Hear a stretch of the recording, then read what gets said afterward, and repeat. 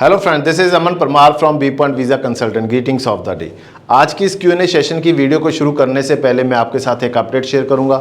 उसके बाद हम बात करेंगे जो आपकी तरफ से कमेंट आए हैं उनके बारे में, ताकि आपकी क्वेश्चंस का आंसर आपको मिल सके। आज की अपडेट है ऑस्ट्रेलिया स्टूडेंट वीज़ा की एलिजिबिलिटी के बारे में। बहुत सारे बच्चों के क्वेश्चन आते हैं, सर मैं ऑस्ट्रेलिया जाना चाहता हूँ, क्या एलिजिबिलिटी क्राइटेरिया। मैं आपको बेसिक बता देता हूँ क्योंकि बहुत ज़्यादा डीप में मैं जहाँ पर नहीं जा सकता। अगर आपने 12th किया हुआ है तो आपके पास मिनिमम 55% मार्क्स होने चाहिए। मिनिमम 55% मार्क्स के साथ आप ऑस्ट्रेलिया जा सकते हैं। 12th के बाद आपके पास मैक्सिमम 1 साल का गैप होना चाहिए। अगर आपका 1 साल से ज़्यादा का गैप है तो आपके लिए बहुत कम चांस है। अगर आपको कोई गाइड कर रहा है कि 1 से ज़्यादा साल के बाद गैप के साथ भी आप ऑस्ट्रेलिया जा सकते हो, तो बहुत कम चांस है। फ्रेश पास आउट बच्चा है, 12th में 55% है, एकेडमिकली वो एलिजिबल है। अगर आपने आर्ट्स में ओवरऑल 6, एक में 5.5 है, आप एलिजिबल हैं। अगर आपके 50 पीटी में नॉट लेस देन 42 हैं तो आप एलिजिबल हैं। मगर आप कोशिश करिए, अगर आपके 50 नॉट लेस देन 50 हैं तो आपके लिए ज़्यादा अच्छे चांस हैं। अगर आप 50 नॉट लेस देन 52 तक जाते हैं तो आपको इंग्लिश का जो पाथवे प्रोग्राम होता है, एलिकोस बोलते हैं हम उसको, वो 10 वीक का प्रोग्राम होता है, वो आपको साथ में लेना पड़ता है, जिसमें आपका एडिशनल 3 से 4,000 डॉलर आपका एक्सपेंडिचर रहता है। और आपको वो एक कंडीशन लग जाता है कि सबसे पहले आप जाकर वो 10 वीक का प्रोग्राम है जो एलिकोस, वो कंप्लीट करेंगे। उसके बाद आप एक्चुअल जो आपका प्रोग्राम है बैचलर डिग्री, उसमें शिफ्ट होंगे। अगर वो आप प्रोग्राम कंप्लीट नहीं कर पाएंगे तो आपके लिए प्रॉब्लम आ जाता है। सेकंड, जो बच्चे बैचलर कर चुके हैं, जिन बच्चों ने ग्रेजुएशन कंप्लीट किया हुआ है या मास्टर किया हुआ है, वो जाना चाहते हैं, अपने स्पाउस को साथ लेके जाना चाहते हो, तो कंडीशन है कि आपका स्पाउस और आप दोनों ही बैचलर होने चाहिए। बहुत सारे लोग बोलते हैं 12th के बाद आप जा सकते हैं, बहुत बहुत बहुत कम चांस है। फाइल लगाना और रिज़ल्ट लेना दोनों में बहुत बड़ा अंतर है। सेकंड चीज़, अगर आप विद स्पाउस जाना चाहते हो तो ओवरऑल 6.5 नॉट लेस देन 6, अगर कम से कम आपके पास 6 ईच होने चाहिए। और आपके जो स्पाउस है, अगर उनकी प्रोफाइल अच्छी है, उनके पास अच्छी ITRs हैं और उनके पास एक अच्छा CA रिपोर्ट है तो ज़्यादा चांसेस है। अदरवाइज़ आपकी फ़ाइल है वो वीक हो जाएगी। अगर आपके बेबी हैं और वो 5 साल से कम है तो आपके चांसेस अच्छे हैं। अगर आपके बेबी की एज 5 साल से ज़्यादा है तो आपके लिए चैलेंज बहुत ज़्यादा हो जाएगा। अगर आपकी मैरिज को कम से कम 1 साल हुआ होना चाहिए जब आप एप्लीकेशन लॉन्च करेंगे। एप्लीकेशन डेट की मैं बात कर रहा हूँ, कोर्स स्टार्ट की मैं बात जहाँ पर नहीं कर रहा। कम से कम 1 साल का समय आपको कंप्लीट हो जाना चाहिए आपकी मैरिज को, उसके बाद ही आप अपनी एप्लीकेशन लगाइए। और अगर आपने ग्रेजुएशन में मिनिमम 50% मार्क्स लिए हैं तो आप एलिजिबल हैं, कम से कम 6 ईच और 6.5 नॉट लेस देन 6 पे आपके चांसेस काफ़ी अच्छे हैं। अगर 58 नॉट लेस देन 54 हैं तो आपके चांसेस बहुत अच्छे हैं। अगर 50-50 के साथ फाइल लगाना चाहते हैं तो आपको सेम एलिकोस लेना पड़ सकता है, जहां पर जो मिनिमम स्कोर है उसमें आपको पाथवे प्रोग्राम के साथ जाना पड़ता है। पाथवे प्रोग्राम क्या होता है कि आपको PG प्रोग्राम वाले बच्चों को 1 सेमेस्टर यानी कि 4 मंथ की ड्यूरेशन का एक प्रोग्राम साथ में लेना पड़ता है। पहले वो प्रोग्राम कंप्लीट करना पड़ता है, उसके बाद फिर आप अपनी एक्चुअल मास्टर डिग्री में ट्रांसफ़र होते हो, यानी कि वो पोस्ट ग्रेजुएट क्वालिफाइंग प्रोग्राम होता है जिसमें आपको 1 सेमेस्टर एक्स्ट्रा पढ़ना पड़ता है। अगर हम 12th में 55 to 65% के बच्चे हैं उनकी बात करें, उनके लिए जो पाथवे रहता है एकेडमिक का, उसमें उन बच्चों को D2D हम बोलते हैं, diploma two degree, diploma leading two degree जो प्रोग्राम होता है वहाँ पर जाना पड़ता है। पहले कॉलेज में एडमिशन होता है, उसमें आपका 1 ईयर कंप्लीट होगा, उसके बाद आप ग्रेजुएशन में शिफ्ट होते हो। अगर आपके मार्क्स 70% से अबव है तो आप डायरेक्ट यूनिवर्सिटी में एडमिशन लेते हो और अपनी बैचलर डिग्री कंप्लीट करते हो। उम्मीद करता हूँ बेसिक आपको सारी एलिजिबिलिटी क्राइटेरिया समझ आ गया होगा। अगर फिर भी कोई डाउट है तो आप 9551760001 पे कॉल कर और ज़्यादा इन्फॉर्मेशन ले सकते हो। आज की Q&A सेशन की इस वीडियो में फर्स्ट क्वेश्चन हमारे पास पूजा जी का है। Visa launched at June 30, medical updated July 15, Centennial College business accounting diploma 3.32। Actually जहाँ पर रीड मोर का ऑप्शन आ गया, इसके ज़्यादा क्वेश्चन मुझे समझ नहीं आया पूजा जी, ये क्वेश्चन हम दोबारा ट्राई करेंगे। हर्षन का सेम 30 जून। अगर आपका क्वेश्चन इतना ही है कि जून 30 वाले बच्चे उनका रिज़ल्ट का क्या है, तो वहाँ पर मैं आपको बताना चाहूँगा कि जो जून में, चाहे 1 जून है, चाहे 30 जून है, चाहे जुलाई की फ़ाइल है, चाहे फेब की फ़ाइल है, सभी के लिए अभी सेम चांस है। किसी के लिए ऐसा नहीं है कि किसी के लिए चांस ज़्यादा है, किसी के लिए चांस कम है। किसी की फ़ाइल भी प्रोसेसिंग में आ सकती है, किसी का रिजल्ट भी आ सकता है किसी भी समय, मगर सबसे बड़ी चीज़ जो अभी देखने वाली है कि आपके पास आपके कॉलेज की लास्ट डेट ऑफ डेफरमेंट और लास्ट डेट ऑफ एनरोलमेंट है या नहीं है। आप कितना समय वेट कर सकते हैं अपने रिज़ल्ट का और कब आपको डेफरमेंट लेना पड़ेगा। और बहुत सारे बच्चे जो गलती ना कर लें कि ऑनलाइन क्लासेस की ऑप्शन वो ले लेंगे। 31 अगस्त को ऑनलाइन क्लासेस की डेडलाइन जो एम्बेसी ने दी थी, जो IRCC ने दी थी, वो कंप्लीट हो जाएगी। उसके बाद आपको ऑनलाइन क्लासेस लेने का मौका नहीं मिलेगा। सितंबर इनटेक ऑन कैंपस आपको लेना पड़ेगा, तो उसके अकॉर्डिंग आप पहले ही प्लान कर लीजिए। देवेंद्र कुमार जी का क्वेश्चन है, sir my sons file launched on 15 May Sunday 2022 by the consultant. I am constantly watching your blogs and also other, but not file of 15th May is shown. Is it any mistake by consultant? Please guide. Devendra Kumar ji, कोई फ़र्क नहीं पड़ता अगर आपकी file Sunday को हुई है, holiday वाले दिन हुई है, कोई प्रॉब्लम नहीं है। किसी भी दिन लॉन्च हुई है, जब उनकी साइट चल रही है और फाइल लॉन्च हो रही है और आपको UCI नंबर इशू हो रहा है तो कोई इशू नहीं है आपकी फ़ाइल में।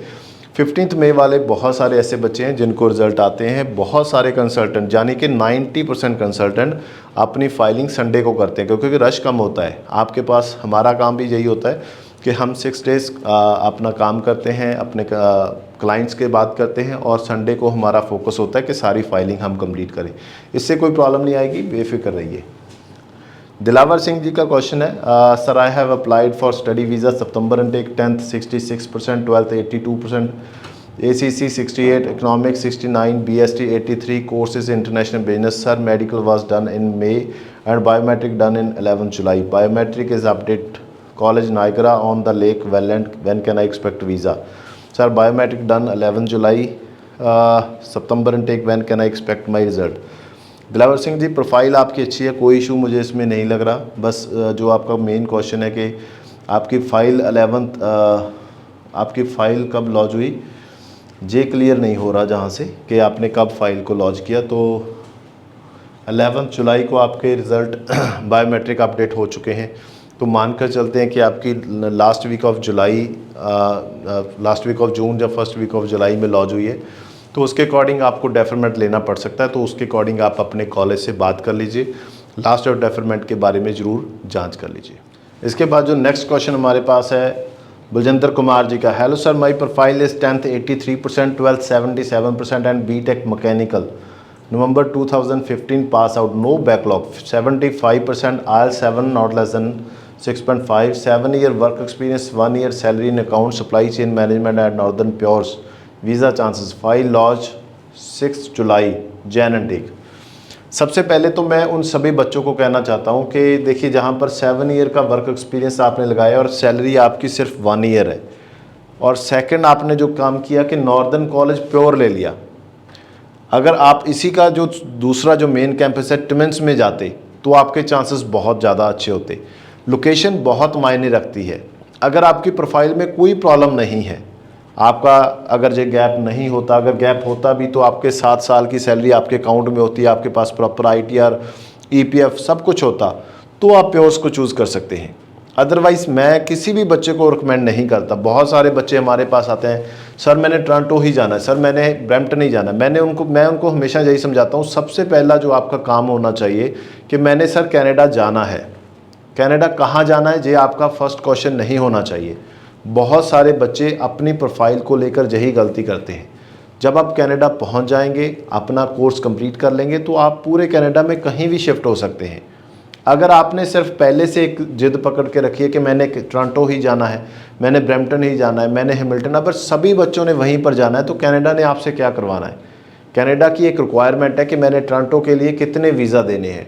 अगर पूरे 2 लाख वीज़ा फॉर एग्ज़ाम्पल हम मानते हैं कि कनाडा इशू करता है पूरे 1 साल में, उसमें उसके पास एक लिमिट है कि कनाडा ने टोरंटो के लिए सिर्फ 30,000 वीज़ा इशू करना है। 30,000, अगर अभी टोरंटो के लिए फ़ाइल चलेगी 2 लाख और उसमें से वीज़ा कितनों को मिलेगा 30,000, और कितनों को रिफ्यूज़ल मिलेगा 1,70,000। और दूसरी साइड अगर हम टिमेंस की बात करते हैं, अगर वहाँ पर सिर्फ 10,000 वीज़ा देना है और एप्लीकेशन कितनी लगी 1,000, तो उन 1,000 के 1,000 को उनको देना ही पड़ेगा क्योंकि उनका टारगेट अचीव नहीं हो रहा। तो ये मेन डिफरेंस आता है लोकेशन का। जिस लोकेशन पे बहुत ज़्यादा एप्लीकेशन लगती हैं वहाँ पर जो उनका टारगेट होता है वो जल्दी अचीव हो जाता है और वहाँ के लिए फिर उनको अच्छी फाइल्स को भी रिफ्यूज़ल देना पड़ता है। इसीलिए बाकी आपकी प्रोफाइल में कोई प्रॉब्लम नहीं है। अभी 2-3 चीज़ें आपने क्या किया है वो देखना पड़ेगा। एक तो जो आपने वर्क एक्सपीरियंस लगाया है वो कैसे लगाया हुआ है, उस पर इशू आ सकता है। आपने सैलरी के लिए जो अपनी सैलरी स्लिप्स लगाई हो वो कैसे हैं। 7 ईयर का आपने क्या अपना इनकम प्रूफ ITR वगैरह क्या शो किया हुआ है, उस पर काम बात आएगी।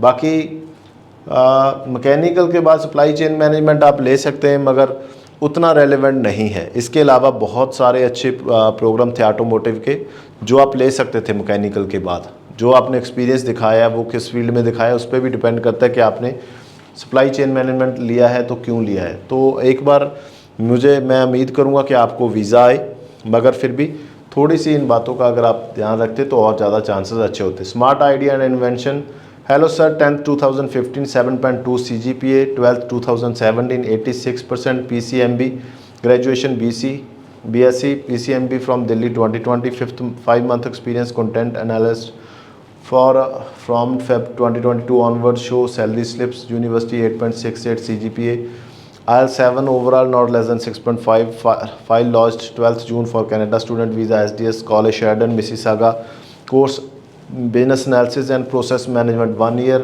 PG graduate certificate, paid full fees and please let me show। सबसे बढ़िया चीज़ आपकी एक चीज़ लगी, प्रोफाइल तो अच्छी है, नो डाउट, कोई इसमें मुझे इशू नहीं है प्रोफाइल में। IELTS स्कोर आपका बहुत अच्छा है। सबसे बढ़िया चीज़ क्या लगी कि 2021 पास आउट है बच्चा और इन्होंने 5 month का एक्सपीरियंस साथ में लगा दिया, विद सैलरी स्लिप्स लगा दिया। ये सबसे बढ़िया चीज़ है क्योंकि बहुत सारे बच्चे जब अपना ग्रेजुएशन कंप्लीट करते हैं तो वो फर्स्ट डे से ही जॉब पे चले जाते हैं। अगर आप ऐसा दिखाते हो तो वो आपके लिए पॉजिटिव है। 5 month के लिए वो इतना ज़्यादा मतलब चेक नहीं करते कि ये 5 month का एक्सपीरियंस इन्होंने लगाया है, जो जेन्युइन है, फेक है, क्या है। क्योंकि अगर नहीं भी लगाते जे बच्चा तो भी उनको कोई फ़र्क नहीं पड़ता। अगर लगा दिया, कल को बाय चांस कोई प्रॉब्लम आ जाती है फाइल में तो ये गैप इनका कंटिन्यू कवर होना शुरू हो चुका है। ये चीज़ मैं हमेशा समझाता हूँ। बहुत सारे ऐसे कंसल्टेंट हैं जो 2020 की फाइल को अभी तक विदाउट एनी जस्टिफिकेशन लगा रहे हैं। 2021 वाले बच्चों के लिए भी मैं अभी बोल रहा हूँ कि आप अपना गैप जस्टिफिकेशन 100% लगाइए और टिल डेट तक का लगाइए, टिल नाउ, मतलब वो एक्सपीरियंस आपका चल रहा है कंटिन्यू। जितना टाइम आपका फाइल एम्बेसी में रहेगा, एक बार पहली बार ही वीज़ा आ जाता है बहुत अच्छा है, नहीं आता तो वो कंटिन्यू चलता रहे तो आपका गैप कभी भी बढ़ेगा नहीं। कोई प्रॉब्लम नहीं, आपकी फ़ाइल बहुत अच्छी है, आपने बिल्कुल सही काम किया हुआ है। उम्मीद मैं यही करूँगा कि जल्दी ही आपको रिज़ल्ट आएगा। डेफरमेंट की डेट को ज़रूर अपने माइंड में रख लीजिए। डेफरमेंट के अकॉर्डिंग अगर रिजल्ट नहीं आता तो डेफरमेंट आपको लेना पड़ेगा। Madan ji, I applied visa on July 4th from Nepal for September intake, is there chance to getting visa. जुलाई वाले बच्चों के लिए मदन जी अभी इक्वल चांस है। अगर आपने फाइल मई में लगाई है, जून में लगाई है, जुलाई में, फेब में, मार्च में, अभी सभी के पास इक्वल चांस है। किसी का रिजल्ट भी आ सकता है, मगर मैं सभी बच्चों को फिर कहना चाहता हूँ अगर आपको रिजल्ट आ जाता है अभी, अपनी टाइमलाइन के साथ कमेंट में ज़रूर लिख दीजिए, ताकि जो दूसरे बच्चे जो वेट कर रहे हैं, चाहे वो जून के हैं, चाहे वो जुलाई के हैं, चाहे वो मई के हैं, चाहे वो अप्रैल के हैं, उनको थोड़ा आइडिया लगता रहता है कि हाँ रिजल्ट कहाँ तक पहुँचे हैं, किसके रिजल्ट आ रहे हैं, किस मंथ के आ रहे हैं, किस टाइमलाइन के अकॉर्डिंग आ रहे हैं। तो थोड़ा सा उससे हेल्प हो जाती है। Prabhjot Bhat ji, 10th 83%, 12th 56%, BTech मैकेनिकल 2021 70%, 7 months experience till date, very good, 6.5 7.5 6.5 overall, not less than 6, supply chain management, Northern College, file lodge, same को अभी आप ही की मेरे ख्याल में नहीं, okay, still not get PPR। Prabhjot Bhat ji, अभी सेम प्रोफाइल ही हमारे पास थी। एक चीज़ तो जहाँ पर जो है कि आपने जो 7 month का एक्सपीरियंस टिल डेट तक का लगाया वो बिल्कुल आपका सही है। अभी वो एक्सपीरियंस आपने जो सप्लाई चेन मैनेजमेंट लिया है वो ले सकते हैं मैकेनिकल के बाद, मगर मैं रिकमेंड करता तो ऑटोमोटिव में आपको बहुत अच्छे अच्छे प्रोग्राम पड़े थे वो आपको प्रोवाइड करता, तो जो आपकी रेलेवेंसी और ज़्यादा बेटर बनती। बाकी नॉर्दर्न कॉलेज का कौन सा कैंपस लिया है इस पर भी डिपेंड करेगा। आपकी प्रोफाइल अच्छी है, कोई इशू मुझे इसमें नहीं लगता। +2 में जो 56 से थोड़ा सा इशू था, मगर मैकेनिकल में आपने उसको कवर कर लिया है। आर्ट्स में 6.5, नॉट लेस देन 6, ठीक है, चांसेस अच्छे हैं प्रभजोत जी, मगर अभी रिजल्ट पे डिपेंड करेगा कि आपको आएगा। टाइम पे जहाँ आपको डेफर लेना पड़ेगा। मोहित मान जी सर 27 मई को फाइल लॉन्च की थी, कब तक आ सकती है? Same date bro, Rahul ji का क्वेश्चन है। अभी जो मेन आज हमने डिस्कस किया था कल, एक जो वीडियो अपलोड हुई थी उसमें 25 वालों का भी रिज़ल्ट आया था, 30 मई वालों का भी रिज़ल्ट हमने आपके साथ शेयर किया था। मतलब ऐसे रिज़ल्ट आना शुरू हैं, जून के रिज़ल्ट आ रहे हैं, अभी सभी के लिए सेम चांस है। अभी जो क्वेश्चन है कि आपके पास समय कितना है वेट करने के लिए, उस पर ज़्यादा फोकस आपको करना चाहिए। सुधाकर जी का क्वेश्चन है sir student with PR does he need to take IELTS and also can he apply for सितंबर 2022? एक्चुअली मुझे पूरा समझ नहीं आया सर आपका। Student with PR does he need to take IELTS and also can he apply for, देखिए student visa के लिए आइल्स आपको चाहिए, पीआर के लिए अगर आप एक्सप्रेस एंट्री में जाते हो तो भी आपको आइल्स चाहिए। अगर आप स्टूडेंट वीज़ा पे आपने ट्रैवल कर लिया है कनाडा, जब आप वहाँ पर जाकर पीआर की फ़ाइल लगाएंगे तब भी आपको आइल्स चाहिए। तो मुझे प्रॉपर आपका क्वेश्चन समझ नहीं आया। कैन ही अप्लाई फॉर सितंबर अनटेक? सितंबर अनटेक में अभी तो कोई अप्लाई नहीं कर सकता क्योंकि ऑलरेडी सितंबर अनटेक क्लोज हो चुका है। अभी आपके पास ऑप्शन है जैन अनटेक के लिए आप अपनी फ़ाइल अप्लाई कर सकते हैं। सुखमन कौर संधू जी का क्वेश्चन है, hello sir I am graduated BSc non medical with 81% in 2021, IELTS 6.5 overall. I launch my file on 16th May for January intake because relevant course was not available September intake with data analytics, when can I expect my visa? Sukhman Kaur ji सबसे बढ़िया चीज़ मुझे आपकी यही लगी, आपने अपनी file launch की है 16 मई को। देखिए जहाँ पर मैं बहुत सारे बच्चों को इस चीज़ के बारे में हमेशा कहता रहता हूँ कि अगर आपका रेलेवेंट कोर्स नहीं है, जहाँ आपका जो समय रह गया है वो एम्बेसी की जो प्रोसेसिंग टाइम है उससे कम रह गया है, तो आपको नेक्स्ट इनटेक में जाना चाहिए जैसे सुखमन जी ने किया हुआ है। 16 मई को लॉन्च की फ़ाइल जनवरी में, जनवरी इनटेक के लिए। और हमारे पास बहुत सारे ऐसे बच्चों के क्वेश्चन आते हैं जहाँ पर उन्होंने जुलाई में अपनी फ़ाइल सितंबर इनटेक में फ़ाइल लॉन्च की हुई है, जिसका डेफरमेंट डेट 6 सितंबर है, 6 अगस्त है, यानी कि उनके पास सिर्फ 1 से सवा मंथ का टाइम है। तो उस कंडीशन में उनके लिए बहुत बड़ा लॉस है। जहाँ पर बहुत कंफर्टेबली सुखमन कौर को अपना रिजल्ट मिलेगा और कोई प्रेशर नहीं है, ठीक है, वीज़ा के चांसेस ज़्यादा मिलेंगे, तो ऐसा आपको 100% सोचना चाहिए। सुखमन कौर जी फ़ाइल आपकी अच्छी है, कोई इशू नहीं है, आराम से आपका रिज़ल्ट आएगा। मगर सबसे पहले तो जो अपनी एम्बेसी है उसका फोकस सितंबर इनटेक पे, जैसे ही सितंबर मंथ कंप्लीट होगा उसके बाद हमें जनवरी के रिज़ल्ट मिलना शुरू होंगे। दृष्टि कपूर जी का क्वेश्चन है, does anyone know defer date for KPU Surrey? Karamjit Kaur मान जी ने लिखा है 15 अगस्त। और अखिलेश पटेल जी का क्वेश्चन है, George Brown college deferment date. मैं सभी बच्चों को जहाँ कहना चाहता हूँ कि आप किसी के कहने पर डेफरमेंट डेट को मत मानिए। आपके पास सबसे पहला जो पॉइंट है वो है आपके कंसल्टेंट, जिनसे आप बात कर सकते हैं लास्ट डेट ऑफ डेफरमेंट के बारे में। दूसरा पॉइंट सिर्फ आपका कॉलेज या यूनिवर्सिटी, हर एक कॉलेज यूनिवर्सिटी में course to course deferment date vary कर सकती है। ऐसा नहीं है कि एक के लिए अगर 15 अगस्त है तो सभी के लिए 15 अगस्त है। आप अपने कोर्स के लिए पूछिए कि आपका लास्ट डेट ऑफ डेफरमेंट क्या है। अलग अलग कॉलेज में, अलग अलग कोर्स में अलग अलग डेफरमेंट डेट हो सकती है। किसी के कहने पे मत जाइए, आप अपने कॉलेज को अपने रजिस्टर्ड ईमेल से मेल करिए और उसके पूछिए कि आपका date last date of deferment क्या है। Kunal Grewal ji, file launch on 18th May, when can I get result? Kunal ji कभी भी रिजल्ट आ सकता है, कभी भी आ सकता है। मतलब जे आपका जो क्वेश्चन का आंसर मैं दे रहा हूँ ये अपलोड होने से पहले भी आ सकता है। मतलब कुछ भी अभी संभव है सभी के लिए। जितनी भी फाइल्स एम्बेसी में है, चाहे वो दिसंबर से लेकर जुलाई तक की, लास्ट जो अभी लेटेस्ट जो फाइल अपलोड होगी सितंबर के लिए, उसका रिजल्ट भी पहले आ सकता है। क्योंकि कनाडा में एम्बेसी में कोई टाइम फ्रेम नहीं है। जिसके पास वीज़ा ऑफिसर के पास आपकी फ़ाइल चलेगी, उनके पास कितना रश है, कौन सी फ़ाइल को उन्होंने प्रोसेस कर दिया, बात ख़त्म। सभी तरह के रिज़ल्ट आपको आ रहे हैं। उम्मीद करता हूँ हमारे जो एफर्ट आपको अच्छे लग रहे होंगे। आप सभी से पहले मैं रिक्वेस्ट करना चाहूँगा कि आप हमारे इस यूट्यूब चैनल को सब्सक्राइब जरूर कर लें। अगर आप हमारे साथ अपनी फ़ाइल प्रोसेस करना चाहते हैं, हमारे दोनों ऑफिस बठिंडा वोरा विज़िट कर सकते हैं, मेरे से मिल सकते हैं, अपॉइंटमेंट लेकर हमारी टीम से मिल सकते हैं, अपनी प्रोफाइल शेयर कर सकते हैं। अगर आप विज़िट नहीं कर सकते, आप इंडिया की किसी भी स्टेट से हैं, तो आपका पूरा का पूरा प्रोसेस ऑनलाइन कंप्लीट किया जाएगा। आपको सिंगल विज़िट करने की ज़रूरत नहीं है। कोई भी प्रोसेसिंग फ़ीस हम चार्ज नहीं करते स्टूडेंट वीज़ा से, यानी कि आपका प्रोसेसिंग फ़ीस जीरो रहेगा। आपकी फिर चाहे फ्रेश फाइल है चाहे रिफ्यूज़ल फाइल है, कोई प्रोसेसिंग फ़ीस हम स्टूडेंट वीज़ा से नहीं लेते। हमारे पास बहुत ऐसे कॉलेज और यूनिवर्सिटीज़ हैं, अच्छे गवर्नमेंट कॉलेज हैं, यूनिवर्सिटीज़ हैं, जहाँ पर हम अपनी ऑफ़र लेटर की फ़ीस को भी वेवर देते हैं, यानी कि आपको डिस्काउंट मिलता है। 100% डिस्काउंट भी हो सकता है, 50% भी हो सकता है, 25% भी हो सकता है, अलग अलग डिस्काउंट का स्लैब है।